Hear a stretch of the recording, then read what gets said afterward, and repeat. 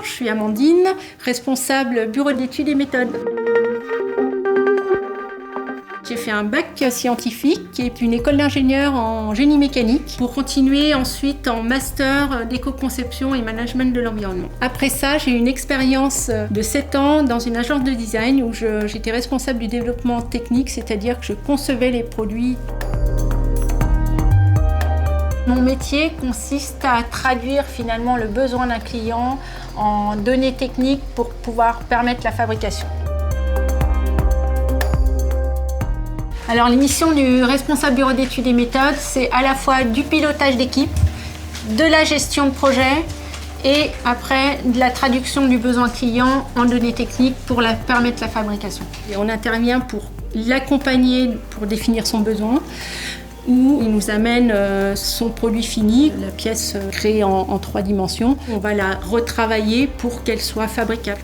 Alors là, on est au bureau d'études. Je suis avec Quentin qui est chargé d'affaires junior et il est en train de modéliser des pièces. Et là, Nordine, lui qui est dessinateur et qui prend le relais sur Quentin pour affiner en fait la conception et finaliser en fait tout le dossier technique pour la fabrication. Ce qui est intéressant dans mon métier, c'est que j'interagis avec plein d'autres métiers.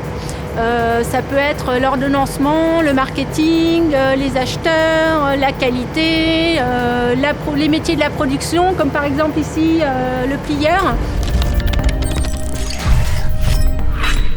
On raisonne beaucoup usage lors de la fabrication, c'est-à-dire que l'opérateur qui va assembler des pièces, il faut que ça soit facile d'assemblage pour lui. L'utilisateur qui doit encore assembler des pièces, il faut que ça soit intuitif. Et pareil pour le recyclage. Comment on va pouvoir dissocier des matériaux pour faciliter la recyclabilité.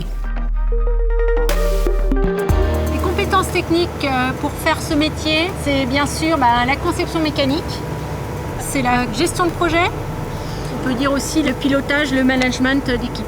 Les qualités requises pour ce métier, c'est vraiment la capacité d'analyse, la capacité d'adaptation et puis la créativité pour pouvoir proposer des produits innovants. J'ai vu une évolution, surtout grâce au numérique, en particulier pour les logiciels de conception. Ils sont devenus de plus en plus performants, donc ça nous aide à mieux concevoir les produits. Par chance, notre métier nous permet d'aller vers plusieurs autres métiers, comme par exemple responsable industrialisation ou responsable qualité. Et puis ensuite, c'est de se spécialiser dans le métier. Donc on peut imaginer se spécialiser dans le métier d'éco-conception pure. Le conseil que je donnerais à une personne qui souhaiterait faire ce métier, c'est de foncer parce qu'en fait, il est très riche. On peut travailler dans plein de domaines différents.